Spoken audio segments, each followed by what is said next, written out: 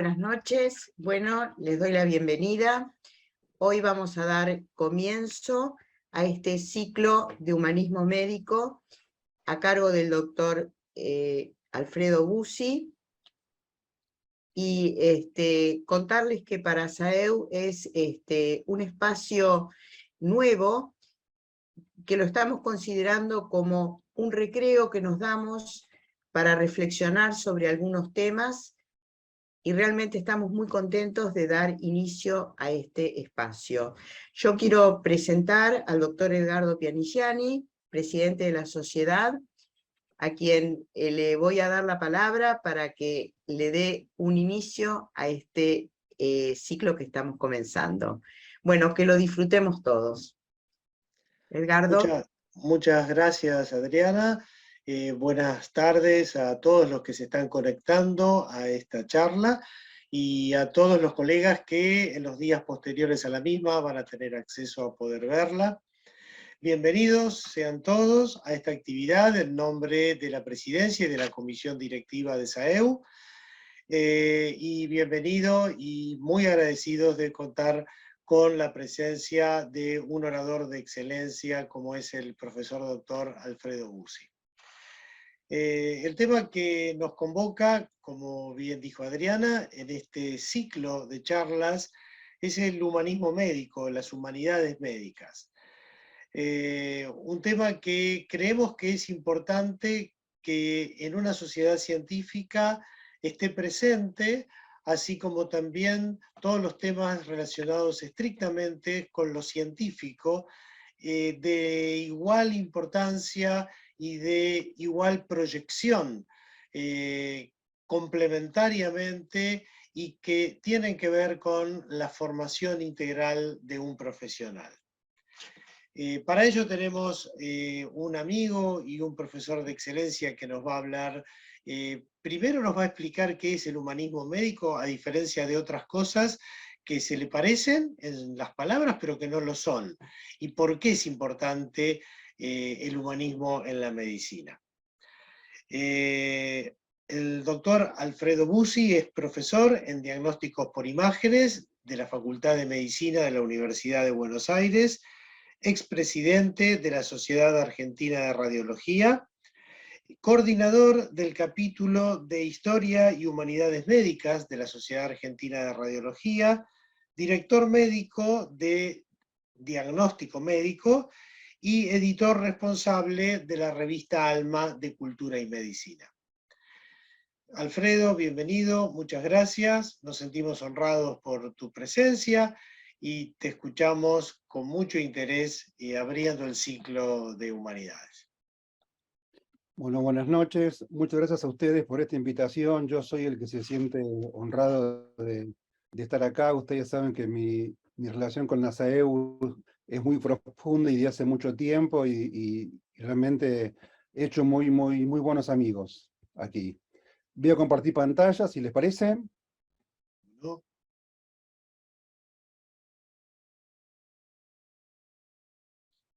Se ve, ¿verdad? Perfecto.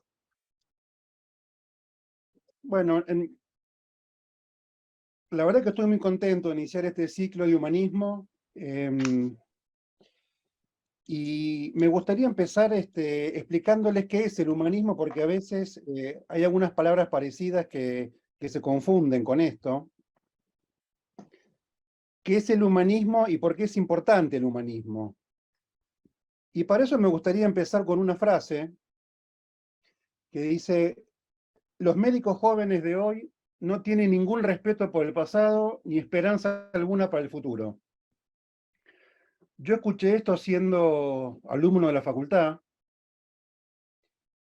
Después me recibí de médico y yo fui acusado de ser un médico joven, de no tener ningún respeto por el pasado ni esperanza alguna para el futuro cuando yo era joven. Y un día me descubrí a mí mismo quejándome de que los médicos jóvenes no tienen ningún respeto por el pasado ni ninguna esperanza por el futuro. Esta frase, que en el fondo es terrible, no es una frase nueva. Esto lo dijo Hipócrates hace 2500 años. Entonces, se imagina que si esto fuese cierto, la medicina no hubiese progresado como progresó. Claramente nuestra medicina es mucho mejor que la que gozaron nuestros padres y que la de nuestros abuelos. Entonces, si bien es cierto que en algún momento los médicos tenemos esta sensación, algo pasa que los médicos empiezan a tener respeto por el pasado y esperanza para el futuro. Y esto ocurre porque empezamos a veces sin darnos cuenta, a darle importancia al humanismo. Y así como nos ocupamos de aprender la irrigación del cerebelo o la fisiología pancreática, la farmacodinámica de los aminoglucósidos o en nuestro caso el diagnóstico por imágenes, en un momento y casi imperceptiblemente vamos aprendiendo un montón de otras competencias que son las que nos ayudan a entender la importancia del pasado y la importancia de la esperanza en el futuro. Entonces, ¿cuál es el concepto de humanismo y el origen de las humanidades? En realidad, el término humanismo se usa para varias cosas, no en un solo sentido, por eso se dice que es un término polisémico, y se usa para indicar cierto énfasis en los valores humanos, ¿no? Religiosos o no religiosos, científicos o no científicos.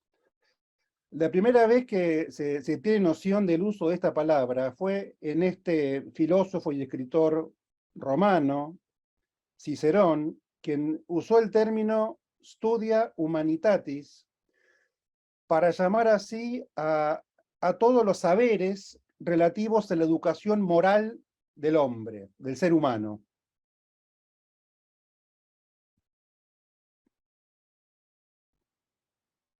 $200 años después, un escritor romano, Aulo Gelio, diferenció entre lo que es la filantropía y la humanitas de Cicerón. Él usaba el término griego que es paideia, y filantropía, filos amor, antropos hombre, es la inclinación para procurar el bien de las personas, de los seres humanos, en forma desinteresada. Humanitas permanecía teniendo el sentido original de Cicerón. Como estos términos se confunden, es importante diferenciar entre lo que es la filantropía, ese amor por el ser humano que llamamos humanitarismo, y el interés por los valores humanos, que es lo que se llama el humanismo. Humanismo, entonces, es el conjunto de tendencias intelectuales y filosóficas cuyo objetivo es el desarrollo de las cualidades esenciales del hombre como ser humano, me refiero. En cambio, el humanitarismo es, insisto, en todo lo que hace bien al género humano.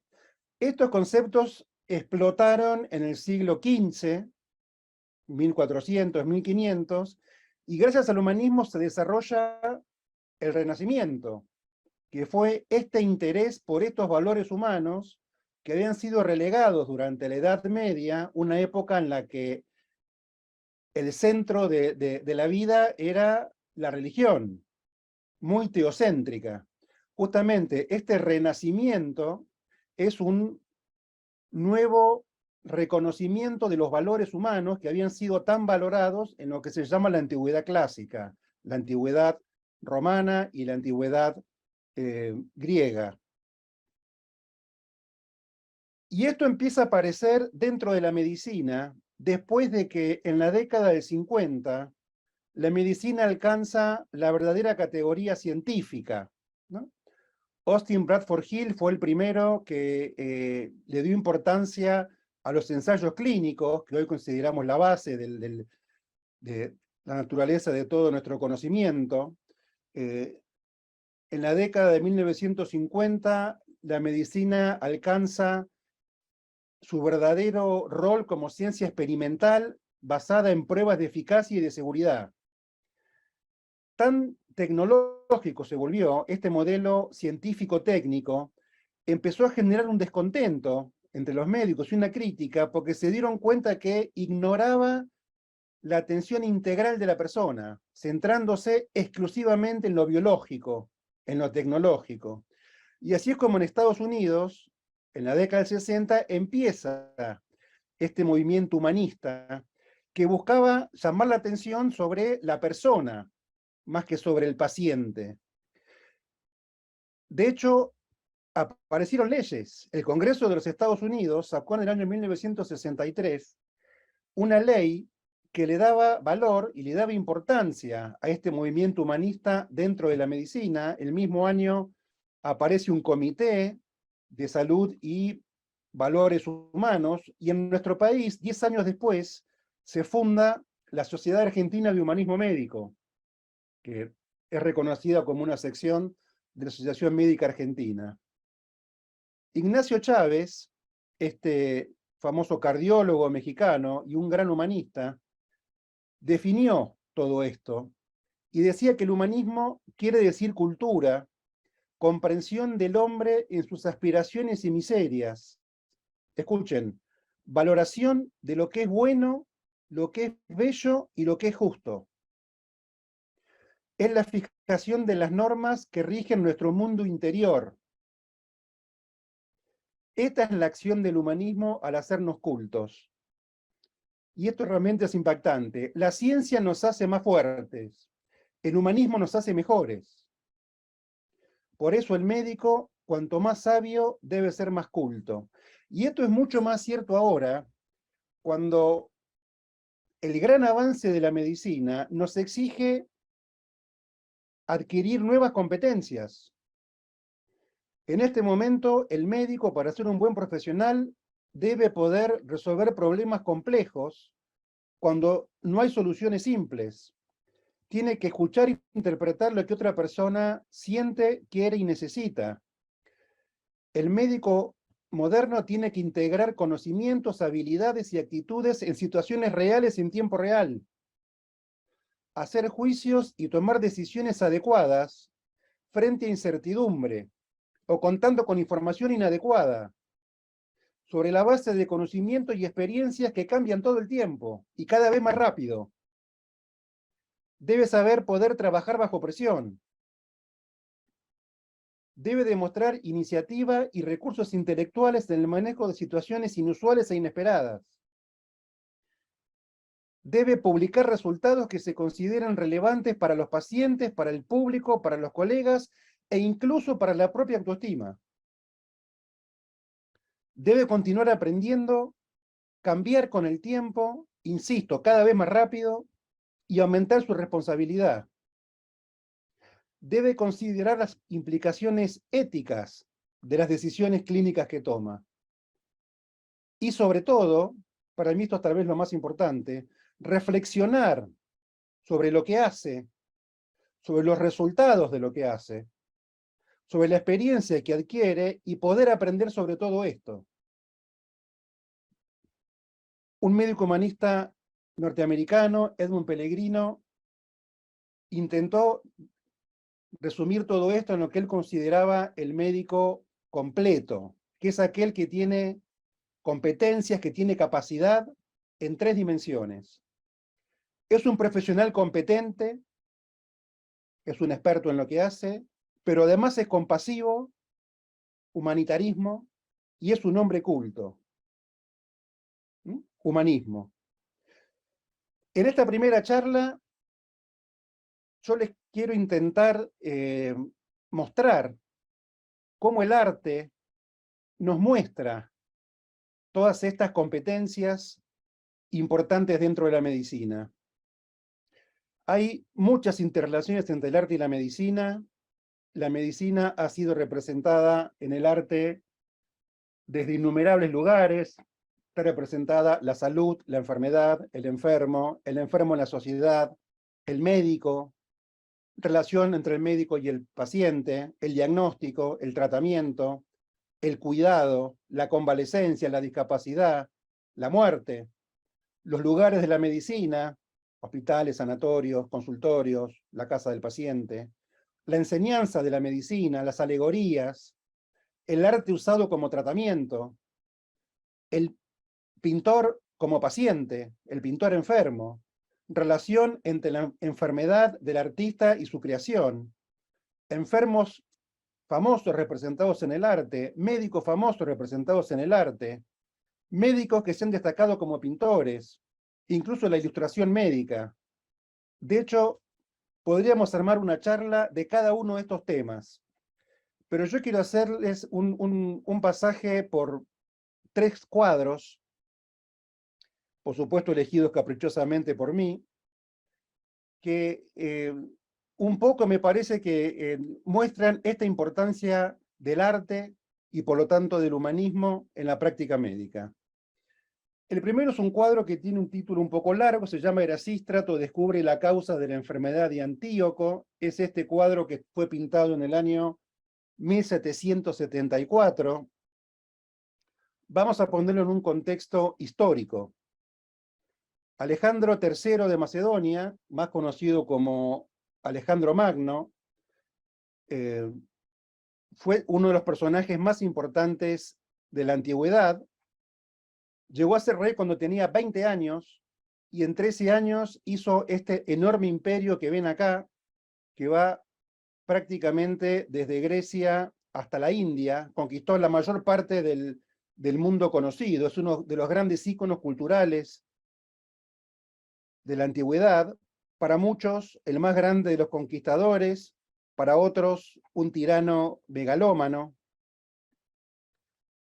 Alejandro Magno murió, como les decía, muy joven, cuando tenía 32 años, murió sin descendencia y sus generales se dividieron el reino, como ven, de una forma muy despareja. Grecia y Macedonia quedó para Casandro, Lisímaco se quedó con Tracia y lo que se conoce como Asia Menor, Egipto quedó para Ptolomeo, Antígono quedó con lo que ahora es Turquía, y el imperio más grande,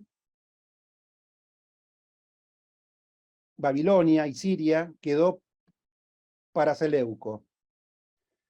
Ptolomeo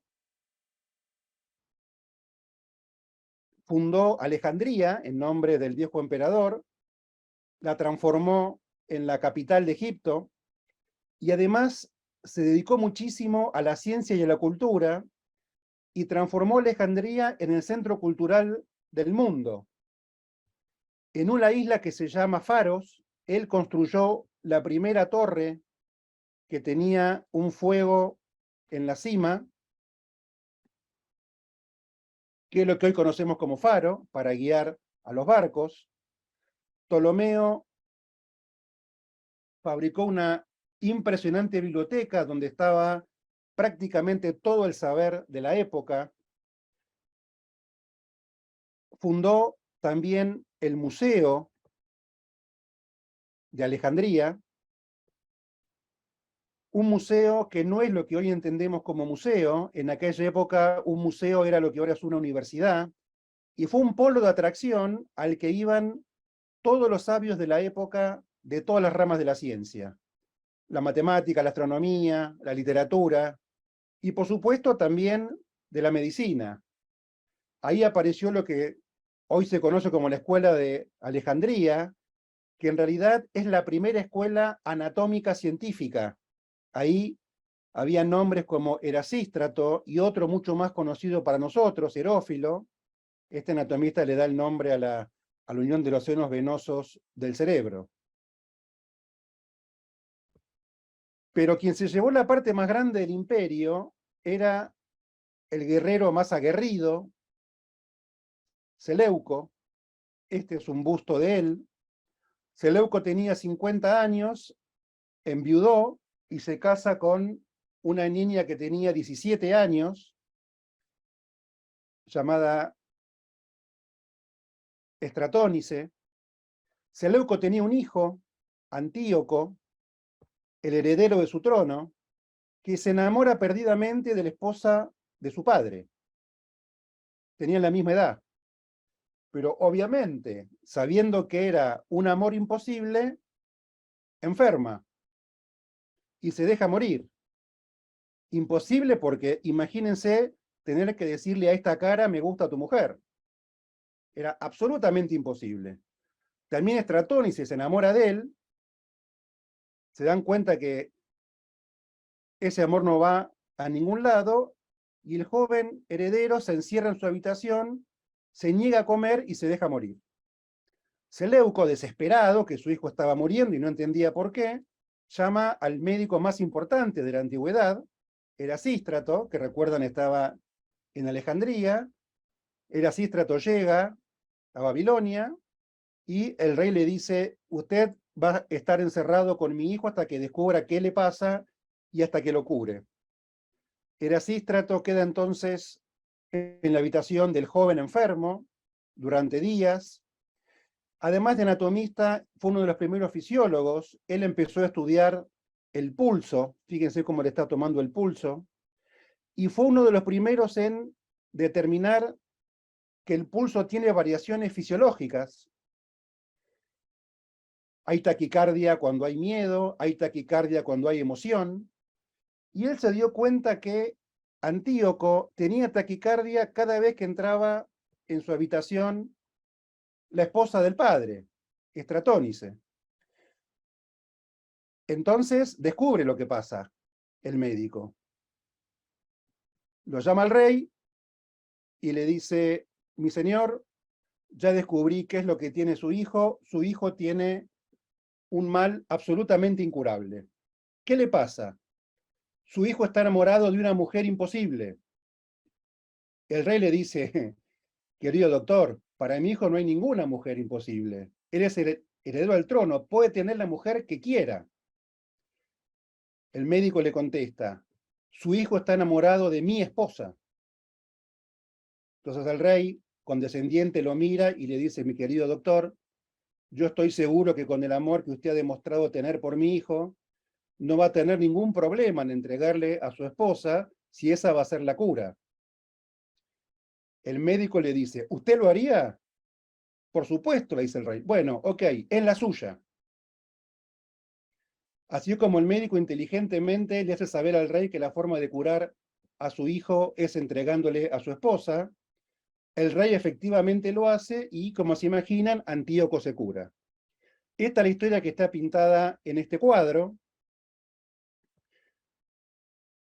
El nombre en realidad es más largo. Erasístrato descubre la causa de la enfermedad de Antíoco en su amor por Estratónice. El pintor es tal vez el pintor francés más importante de todo el siglo XIX, Jacques-Louis David, un pintor muy famoso que tuvo discípulos importantísimos, pero es curioso la cantidad de veces que esta historia fue pintada, más de 30. Yo le voy a mostrar algunas nada más para no hacerlo tan largo. Pietro da Cortona señala lo mismo, miren a Erasístrato tomándole el pulso a un joven muy enfermo que está mirando a su amada, acá está el rey.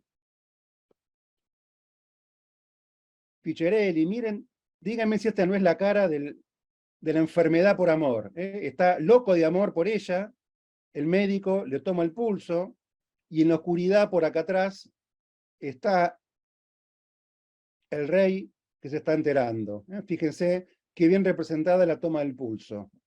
Otra versión, el médico tomando el pulso, el joven enfermo, la joven enamorada, distintas épocas, casi todo siglo XVIII. Miren qué bien que está representado la toma del pulso en el canal del pulso, ¿no? en el canal radial. El rey acá desesperado porque su hijo está enfermo. Muchas versiones de la misma historia. En otras, el médico, en vez de tomar el pulso, apoya la mano en el pecho, ¿no? Para tomar el latido apexiano. Acá está Estratónice, que parece que se hace la tonta, yo no tengo nada que ver. La cara del paciente hundida en la almohada.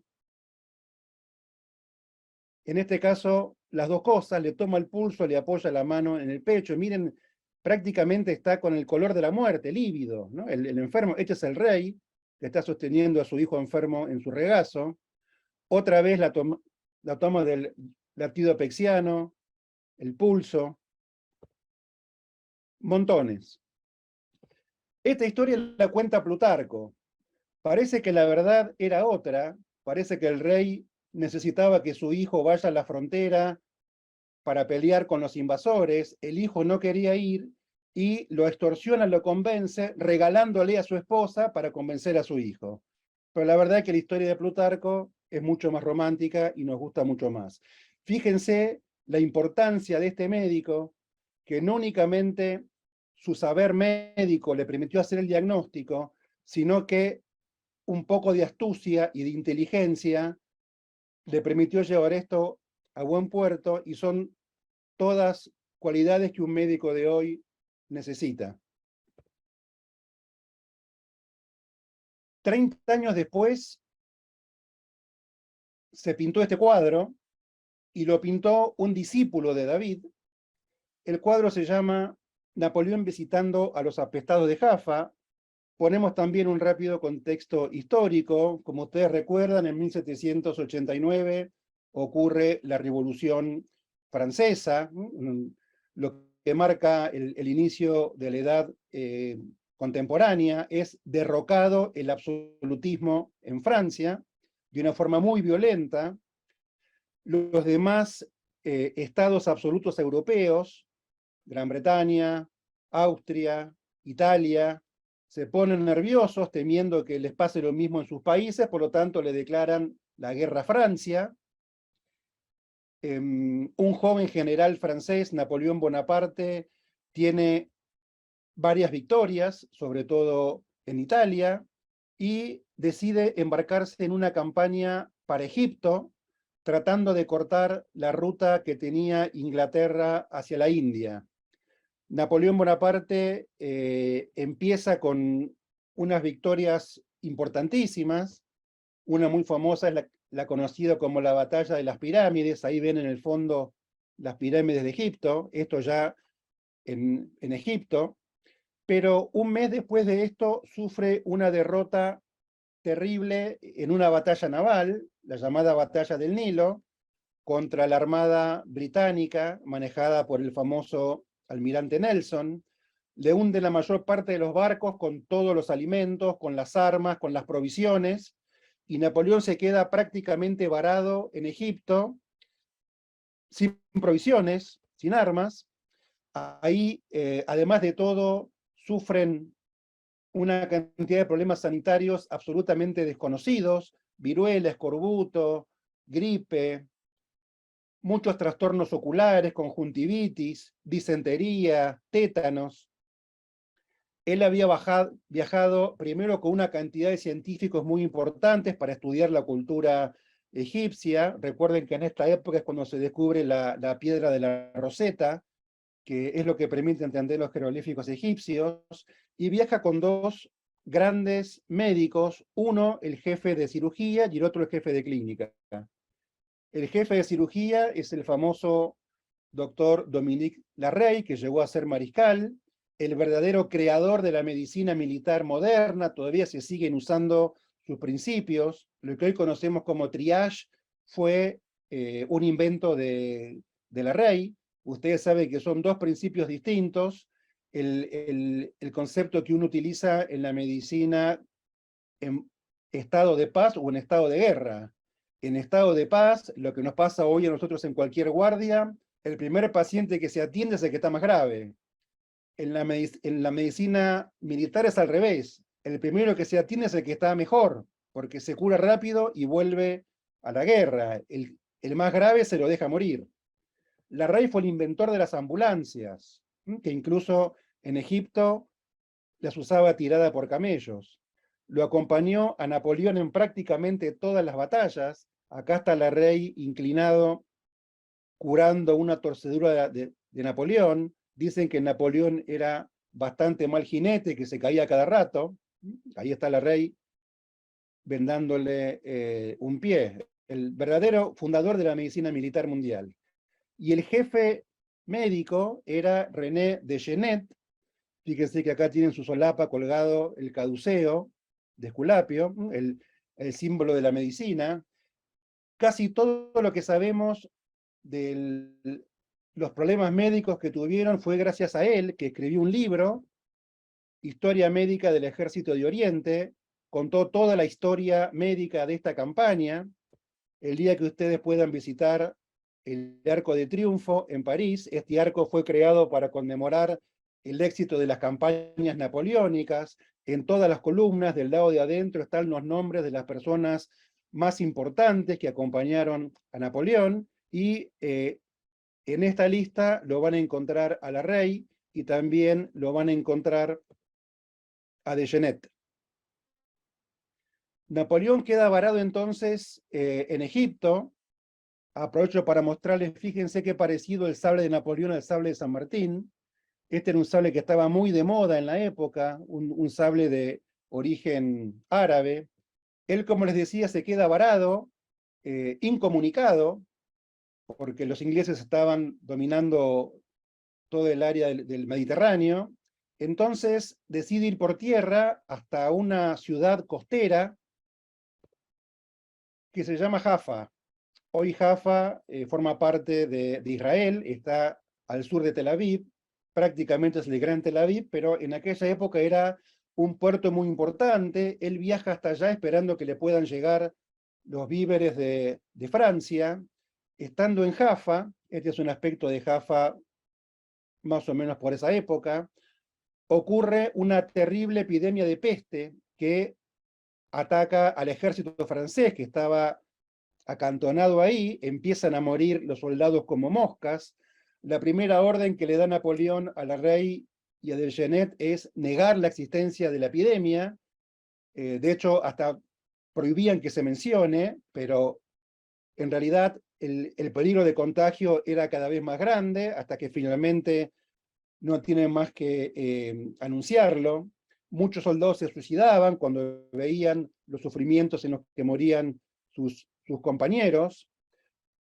Y Napoleón se da cuenta que si no detenía eso, iba a morir todo el ejército de peste. Entonces lo llama Desgenet y le da la orden de que asesine a los soldados enfermos con morfina.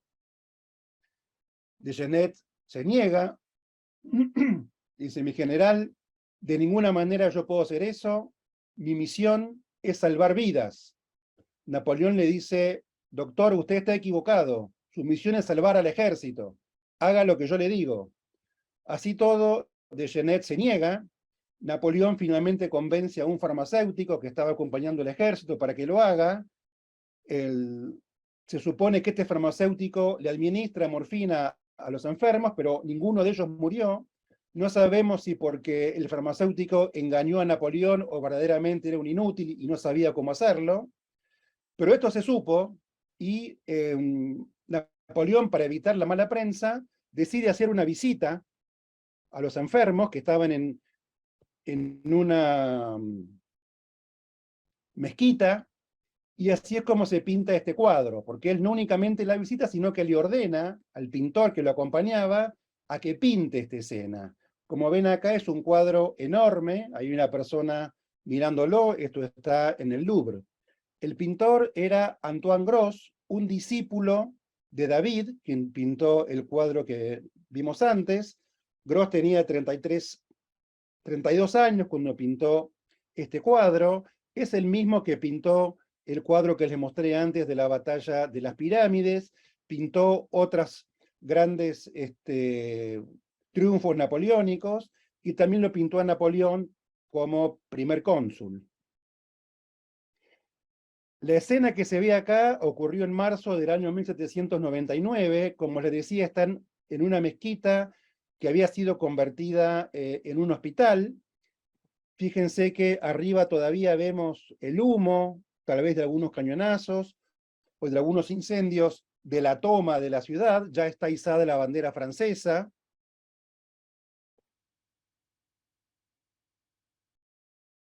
Fíjense como acá a la izquierda, miren los soldados enfermos, los ojos enrojecidos. Recuerdan que les comenté la cantidad de conjuntivitis que había. Unos soldados heridos que estiran las manos para agarrar pan que le ofrece este ayudante árabe. Ahí se están llevando en una camilla unos cadáveres, ahí estos se llevan otros cadáveres.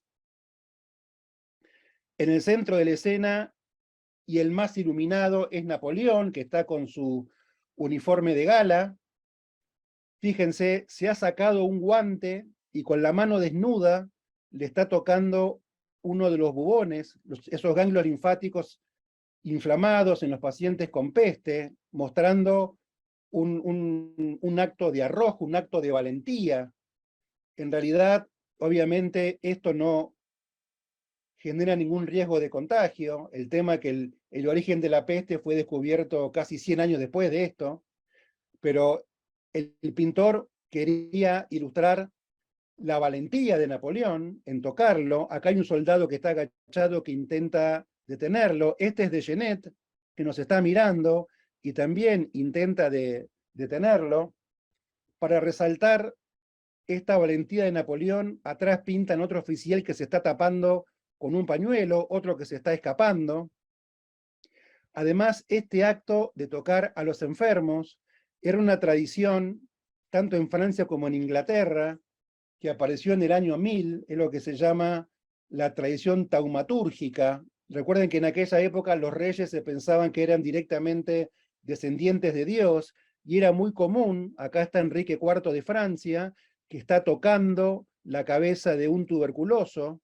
Una vez por año se juntaban todos los enfermos y el rey los iba recorriendo y los iba tocando, porque ese toque del rey, la taumaturgia, se supone que era curador. Esto se imaginan que lo pone a Napoleón no únicamente a la altura de un rey, sino de un sanador. Fíjense que acá al costado hay un enfermo que está mirando la escena y acá un médico musulmán que está con un bisturí abriendo uno de los bubones, haciendo una incidencia para drenarlos. Ya hizo lo mismo de este lado, vean que tiene una gasa colocada en la axila. Este tipo de intento terapéutico para los bubones se usaba desde la Edad Media. Fíjense este cuadro del siglo XV, acá hay un médico que está también incidiendo sobre un bubón en el cuello, y hay otros pacientes con bubones en la axila que están esperando. Perfectamente se ve este procedimiento médico, que por supuesto no tiene ningún valor terapéutico, e incluso se supone que los empeoraba. Abajo a la derecha hay un joven oficial que también ha muerto después de consolar a un amigo. Este era un joven cirujano, Maclet, muy amigo de Gros, el pintor, por eso se ocupó de pintarlo detalladamente. Y también, otra cosa curiosa, acá hay un personaje joven con el número 32 en la frente, que se supone que es un autorretrato del pintor que tenía justamente esa edad. Este cuadro marcó un punto de inflexión en la carrera del pintor, de Antoine Gros, directamente lo tiró a la fama. Después de esta campaña en Egipto, Napoleón vuelve a París, recuerdan, hace un golpe de Estado, se nombra cónsul, fue cónsul hasta el año 1805, cuando se nombra emperador, empieza toda la campaña en Rusia, que terminó siendo un verdadero fracaso por malas decisiones, y ese fue el principio del fin de Napoleón. También el fin de Antoine Gros fue muy traumático. Él se enamoró de la mujer equivocada, entró en bancarrota y terminó suicidándose, arrojándose de uno de los puentes de París al río Sena. Un final similar el de Napoleón y el de Antoine Gros. Y el último cuadro que les quiero mostrar, en el que también se muestra un acto médico, es un cuadro que se llama Ciencia y Caridad, del año 1897, un cuadro que tiene una estructura, les diría, clásica. No sé si alguno de ustedes conoce el cuadro o imagina quién puede ser el autor de este cuadro. Para aquellos de ustedes que no lo sepan, tal vez sea una sorpresa saber que este cuadro lo pintó Picasso. Este cuadro lo pintó Picasso cuando tenía 16 años.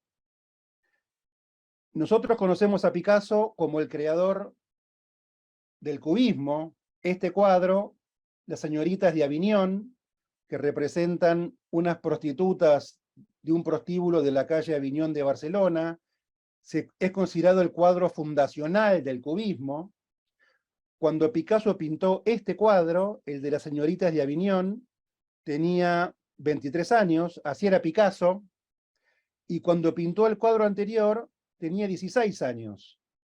Fíjense incluso cómo cambia la forma en la que Picasso se pinta a sí mismo, ¿no? Este es un autorretrato a los 16 años, este es un autorretrato 10 años después. Picasso hizo una infinidad de autorretratos, podemos seguirlos desde sus 15 hasta sus 90 años. Fíjense cómo cambia el estilo de Picasso e incluso cambia la forma en la que Picasso se mira a sí mismo. Esta pintura que Picasso pinta cuando tenía 16 años, la pintó por iniciativa de su padre, que es este que hace de modelo, hace de médico. El padre era un pintor, un tanto mediocre, pero se da cuenta de la genialidad de su hijo. El padre diseña esta escena, se la hace pintar a Picasso para presentarla en un concurso que sacó el segundo premio. Insisto, Picasso tenía 16 años. Esta obra está encuadrada dentro de lo que se llamaba el realismo social, que era un movimiento que estaba de moda a fines del siglo XIX, expresando un poco los sentimientos filantrópicos, este amor por el cuidado de las personas y el interés por el progreso de la ciencia. Como les decía, tiene una estructura clásica, muy cerrado. Probablemente el cuadro haya estado inspirado en este cuadro, en el que una madre está visitando a su hija enferma. Era muy común la presencia de monjas. Obviamente las enfermeras no existían en esta época, eran las monjas las que se ocupaban de cuidar a los pacientes. Hay otro cuadro muy conocido que tiene la misma tónica, el famoso cuadro El Doctor, del inglés Samuel Luke Fields, donde un médico va a la casa a visitar a una pacientita que está enferma. Fíjense la madre desesperada, apoyada en la mesa, el padre viendo cómo su hijita va perdiendo la vida. Otro cuadro de un pintor venezolano, Arturo Michelena, el niño enfermo. Fíjense, pocos personajes, el médico, la familia, el paciente. Picasso hizo muchos bosquejos antes de pintar ese cuadro. Todo esto quedó, está en su museo de Barcelona. De hecho, el cuadro fue estudiado con radiología, y las radiografías, fíjense cómo muestran el marcado ennegrecimiento de la cara de la paciente, lo que indica que tiene muchas pinceladas. Claramente lo que le costó a Picasso es conseguir ese aspecto de la paciente que él quería mostrar, ¿no? Una paciente que por su aspecto probablemente haya sido tuberculosa. Está el médico circunspecto, bien vestido, elegante. Volvemos al primer cuadro. ¿Qué está haciendo el médico? Le está tomando el pulso, ¿no? Con su reloj de bolsillo. La paciente claramente enferma. La monja, que no únicamente se ocupa de la atención de la enferma, sino que también se ocupa del cuidado del hijo o de la hija de esta paciente. Entonces, como les decía, la importancia de mostrar la filantropía, la ayuda, la monja que se ocupa de cuidar a un semejante, incluso de su hijo, y por otro lado, la tecnología en aquella época, ¿no? Pero fíjense en qué interesante, miren la mano que está tocando el médico. Esta es la mano de un muerto. Pero fíjense la mano que está cerca de la persona que se ocupa de ella. Una mano rozagante y que además está tocando el corazón. El médico está haciendo lo único que podía hacer en ese momento, que era acompañarla. No había absolutamente nada para ayudar a esta paciente. De hecho, la única forma de ayudarla era acompañarla a morir en paz, que es lo que está ocurriendo en este momento. Una medicina simple, una medicina con pocos protagonistas, el médico y el paciente, una enfermera, sencilla, compasiva. Esta medicina, que es la medicina de la época de Picasso, esta medicina ya no existe. Del mismo modo que cambió Picasso y que cambió la forma en la que Picasso se veía a sí mismo, también cambió la medicina y cambió la forma en la que la medicina se mira a sí misma. Por supuesto, han habido avances impresionantes y la consecuencia de estos avances ha sido la complejidad. La medicina se ha subdividido. Esto ha fragmentado al paciente. La medicina se ha hecho burocrática y esto hace que los pacientes para llegar al médico tengan que atravesar un sistema que es muy complejo. La medicina se ha hecho técnica y esto ha hecho que se aleje más todavía del paciente. La medicina se ha hecho matemática, ha reducido los problemas del paciente a números, datos de laboratorio, medida de la presión arterial, probabilidades. Y la otra cara de todo esto es que ha habido un notable cambio en la relación médico-paciente.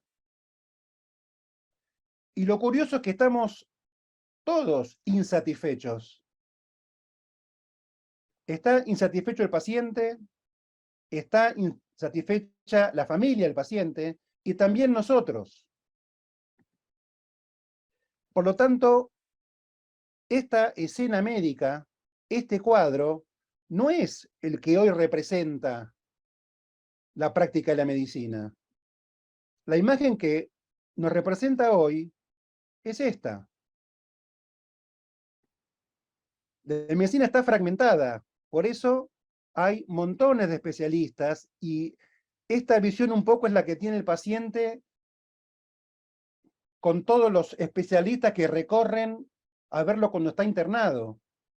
La medicina es mucho más burocrática, la medicina es mucho más técnica. Miren, aparatos por todos lados. Es más, acá el médico está tocando al paciente. ¿A quién está tocando acá el médico? Es mucho más matemática, números por todos lados, en todos los equipos. Lo que ocurre es que, ¿dónde quedó la caridad? ¿Dónde quedó la compasión? Entonces, el hecho de que esta medicina ya no exista tiene dos noticias, una buena y una mala. Por supuesto, la buena noticia es que tenemos más ciencia. Pero la mala noticia es que tenemos menos caridad. Por lo tanto, como les decía al principio, esta nueva medicina, que exige nuevas competencias, también trae nuevos problemas, nuevas cuestiones. La educación médica continua, un concepto que no existía en la época de Picasso, la bioética, el análisis del error científico, el comportamiento inadecuado de los que estamos en el equipo de salud, los conflictos de interés. Y todo esto, la necesidad de humanizar la medicina. Por eso son importantes las llamadas humanidades médicas. Baltasar Aguilar es un cardiólogo uruguayo, un médico humanista, que dijo que las humanidades son un campo académico de carácter interdisciplinario que vincula la salud y la medicina con las humanidades. ¿Quiénes son las humanidades? Todas aquellas aspectos que nos relacionan con el ser humano como tal. La filosofía, la ética, la historia, la religión, las artes, las ciencias sociales, antropología, psicología, etc. Y lo importante es que las humanidades proporcionan nuevos y distintos conocimientos sobre la salud, sobre la enfermedad y sobre la práctica de la medicina, y nos aportan elementos, tanto teóricos como prácticos, que son útiles para el desarrollo de la sensibilidad, el desarrollo de la empatía y para ampliar la mirada médica. Y es muy importante tener en cuenta que cuando la salud se deteriora, ocurre en dos dimensiones. Hay una dimensión biológica, el tobillo fracturado, y hay una dimensión biográfica. La dimensión biológica explica lo que le pasa al cuerpo del paciente. La biográfica explica lo que le pasa a la vida del paciente.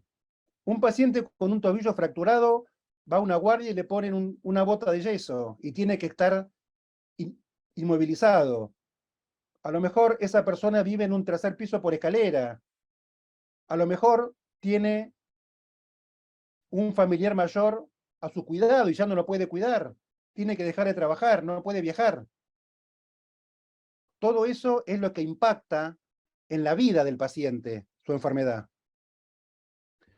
Arthur Kleinman fue editor durante muchos años de Lancet, la famosa revista médica inglesa, y él insistía en que la medicina y las humanidades no son antagónicas, sino por el contrario son sincréticas, suman. Y él insistía en que el currículo médico de pregrado y de posgrado debe ser enriquecido con atención a las humanidades. Y las repite: antropología, historia, literatura, arte, cine, biografía, novela, todo lo que contribuya a mejorar la sensibilidad humana a la clínica. Ciencia y caridad. La medicina nos da la ciencia. Las humanidades nos acercan a la caridad. Este soy yo con mi padre el día que asumió como decano de la Facultad de Medicina. Él falleció en el año 2013. A mí me tocó ordenar sus papeles médicos. Él tenía la costumbre de hacer anotaciones en papeles, en cuadernos, en servilletas. Y yo me encontré con esto, de su puño y letra. Dice: así como hay distintas clases de inteligencia, hay distintas clases de medicina. Existen una medicina académica y una medicina práctica, como una medicina altruista y una medicina mercantilista. También hay otras variedades a las que prefiero no referirme, ni siquiera nombrarlas. Pero la única medicina perenne es la que busca denodadamente el bien del enfermo. Este bien puede ser la curación, a la que aspiramos siempre, pero en ocasiones solo es mejoría, ayuda, cuidado o consuelo, y en la etapa final e irreversible, acompañamiento. Un concepto magistralmente mostrado en este cuadro por un chico de 16 años. Muchas gracias por su atención.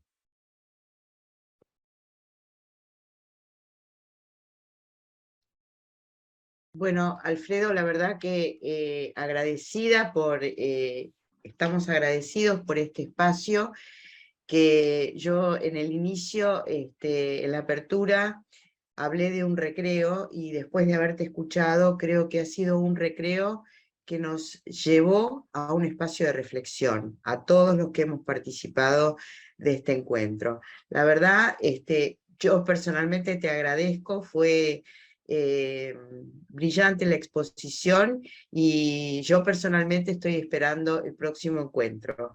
Así que le paso la palabra a Edgardo para que haga el cierre y previamente a Martín consultarle si tiene preguntas.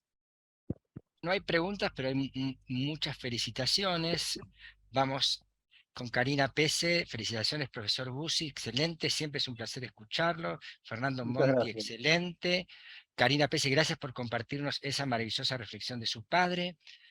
Fernando Monti, qué fundamental es enriquecer nuestra profesión con temas que parecen tan distantes y son tan cercanos. María Elisa Albamonte dice: muy emocionante, importantísimo. Sofía Choque, muchas gracias, excelente exposición, muy interesante. María Elisa Albamonte, muchas gracias, doctor. Y Mónica María ahí, Romagnoli, excelente exposición, felicitaciones, profesor. Muchas gracias, son muy generosos ustedes. Yo quisiera agregar una cosa. En toda esta exposición se notó la beta del imagenólogo, porque nos llevaste a recorrer las imágenes y a poder ver cada una de esas cosas que a lo mejor solitos uno no se da cuenta. Así que vuelvo a felicitarte y agradecerte. Muchas gracias, Adriana. Tenemos una pregunta ¿Cómo no? de Fernando Monti. ¿Qué piensas sobre la diferencia en nuestra acción entre la atención hospitalaria y la atención primaria? Bueno, no sé si comprendo bien la pregunta, pero yo entiendo que nosotros, los médicos que estamos con los pacientes, internamente tenemos la misma disposición para un paciente y para el otro. Creo que a veces la estructura diferente de lo privado y lo público nos impide poner en práctica esta ecuanimidad que debe tener el médico frente a cualquier semejante. Entiendo que muchas veces las limitaciones no tienen que ver con una distinta disposición del profesional, médico o auxiliar de la salud. Creo que esas diferencias en la distinta calidad médica que, por supuesto, todos sabemos, recibe un paciente que está en un ámbito privado que en público, no se basa en que el médico tenga un diferente interés en cuidar a los pacientes, sino en la estructura. Seguramente me van a contestar, bueno, pero los que manejan la estructura también son médicos. Es cierto, pero convengamos que ahí juegan otras cosas, ¿no? Políticas, económicas, que me parece muy difíciles de modificar desde nuestro lugar. Gracias, doctor. Primero, Alfredo, quiero felicitarte y agradecerte porque nos has llevado a través de todos estos relatos a otro plano, a otra dimensión en todos nosotros, ¿no? Cercana a la emoción, a una movilización distinta. Así que te lo quiero agradecer sinceramente. Y te quiero preguntar, no, por favor. Quiero preguntarte, porque es muy interesante esta reflexión que vos compartiste, que estamos con una medicina mucho más especializada, mucho más tecnológica, pero que nos genera insatisfacción a todos, a los médicos, a los pacientes y a sus familiares. Es más efectiva en un aspecto, pero que rodeada por una sensación como de frustración e insatisfacción por el otro. Quería preguntarte si hay trabajos que se hayan realizado, por ejemplo, en una institución, al incorporar un proyecto de humanidades, actividades, de haber medido, cuantificado si esos parámetros cambiaron, si se recuperaron situaciones ya, por ejemplo, de mayor desgaste laboral, de burnout en los médicos, o si hay mediciones con respecto a esto. Sí, por supuesto. Hay trabajos muy importantes en Inglaterra y en algunos lugares específicos de Estados Unidos particularmente. Esto se ha usado tanto para combatir el burnout, o sea, para aliviar la carga emocional que tenemos los médicos para eso. Hay un programa muy importante de literatura y medicina que se hizo en la Universidad de Maine, en Estados Unidos. Hay una licenciada en letras argentina, compatriota Isabel del Valle, que es la única que hizo ese curso y está autorizada para llevar el programa fuera de Estados Unidos, y ella trabaja con nosotros en diagnóstico médico, nosotros tenemos sesiones con ella, y también se ha usado en las escuelas de medicina para enseñarle a los futuros médicos, o incluso en los cursos de posgrado, para enseñar a los nuevos especialistas, una serie de competencias llamadas blandas o transversales, que son difíciles de adquirir. Por ejemplo, se usan únicamente entre radiólogos, sino también entre patólogos, y entre oftalmólogos que usan mucho el diagnóstico visual, adquirir justamente esta habilidad que mencionaba recién Adriana de prestar atención a los detalles a través del arte, a través del análisis de cuadros. Y también se usa para desarrollar la empatía. Esto se usa sobre todo en medicina interna, entre los clínicos. De hecho, hay algunas escuelas que llevan a los alumnos a los museos y tienen contratos con curadores de museos, hacen visitas, entonces a lo mejor les muestran un cuadro donde está ocurriendo alguna tragedia, los ayudan a entender lo que está pasando en el cuadro, los ayudan a empatizar con cada uno de los personajes. Hay una historia un tanto, si ustedes quieren, divertida, que una vez fueron a ver un cuadro muy conocido de una escena de un barco que se hunde en el Golfo de México, en Cuba. Es una historia verídica. Se hunde el barco en un lugar donde había tiburones y quedan en botes, y la escena pinta una escena real, que están rescatando del agua a un chico que un tiburón está por comerle la pierna. De hecho, eso ocurrió, se sabe quién es el chico, que finalmente terminó siendo un personaje muy importante en Londres. En el cuadro están pintados en el bote aquellos que arriesgan su vida, casi metiéndose en el agua para sacar al chico, los que se hacen los tontos, y uno que incluso se aleja para no exponerse. Entonces le preguntan a cada uno de los presentes con quién se identifican. Se identifican con el valiente que arriesga su vida por su semejante, el que simplemente sigue remando para llevar a todos adelante, el temeroso que trata de no exponerse, de la víctima. Y uno dijo que se identificaba con el tiburón, para que se den una idea de las cosas que aparecen en estas cosas. Pero hay montones de iniciativas, muchas basadas en la evidencia, que es lo que usamos nosotros, y de hecho está escrito cuál es el mecanismo que hay que utilizar para aplicar específicamente el arte en la enseñanza de estas competencias más blandas, ¿no? Muchas gracias.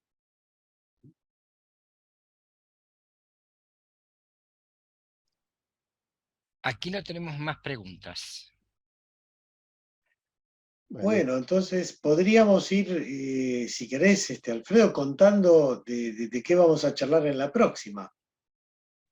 Mira, la próxima está un poco más cerca de nuestra especialidad. Yo le puse como título La disolución de la opacidad, porque tiene que ver con el impacto social y cultural que tuvo en toda la comunidad occidental, sobre todo, el descubrimiento de los rayos X. Fue una época muy particular de la historia, es el cambio de siglo, el fin de la época victoriana, y aparecen unos rayos que transforman en visibles cosas invisibles, que estaban tapadas por la opacidad del cuerpo.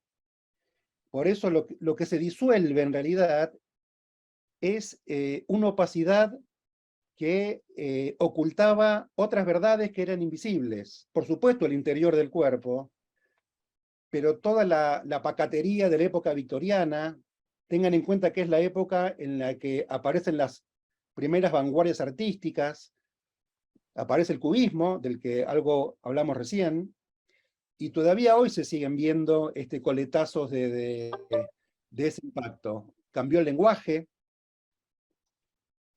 Es realmente muy interesante.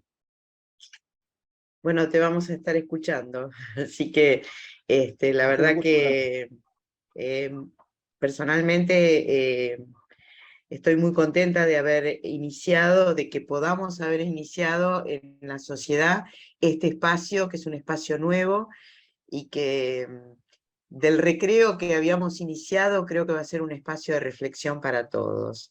Así que por mi parte yo invito a participar del próximo encuentro y agradecerte nuevamente la charla, porque fue sumamente interesante. El agradecido soy yo por esta invitación y por la atención de todos ustedes. Bueno, Bueno, Edgardo, ¿querés cerrar? Alfredo, muchísimas gracias una vez más. Vamos a verla nuevamente porque esta charla la vamos a editar y va a quedar en nuestra página, así que vamos a revisarla y a seguir reflexionando en estas próximas semanas. Y nos encontramos entonces el jueves 6 de octubre, que es el primer jueves del mes, con el tema que nos contaba recién Alfredo, la disolución de la opacidad, donde se explora el impacto social y cultural del descubrimiento de los rayos X. Les deseamos buenas noches a todos, les agradecemos mucho la presencia, el interés y este desafío que vamos tomando a medida que empezamos a reflexionar en estos temas, de poder ir llevándolo cada uno de nosotros a nuestra práctica cotidiana, pero también a cada uno de los lugares donde trabajamos, ¿no? Así que nos van apareciendo como situaciones que además del recreo y la reflexión se nos van convirtiendo en un desafío. Así que nos vemos el mes que viene todos. Y bueno, como pasábamos al principio, también les recordamos que no la semana próxima, sino la otra, el segundo miércoles del mes, tenemos la sesión científica. La sesión científica que va a tener como tema las masas anexiales, cómo informarles.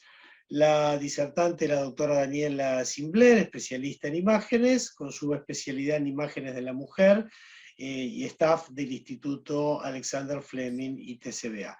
Así que esto es el miércoles, segundo miércoles, no la semana próxima, sino la otra.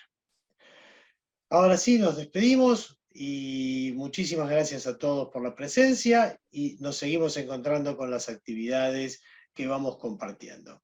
Muy buenas noches a todos.